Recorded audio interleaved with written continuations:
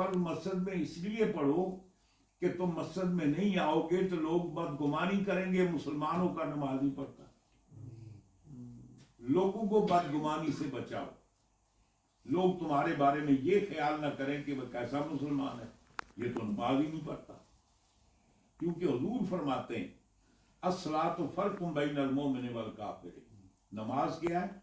ये मुसलमान काफिर दरमियान तफरीक करती है।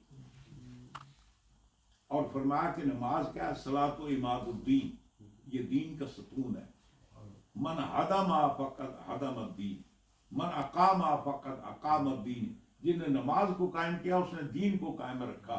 मन हदमा फकद हदमद्दीन, जिसने नमाज को मुनहदिम कर दिया उसने अपने दीन को गिरा दिया। नमाज मस्जिद में पढ़ो फर्ज, कि लोग तुम्हारे बारे में बदगुमानी न करें। ये बाकी लंबे चौड़े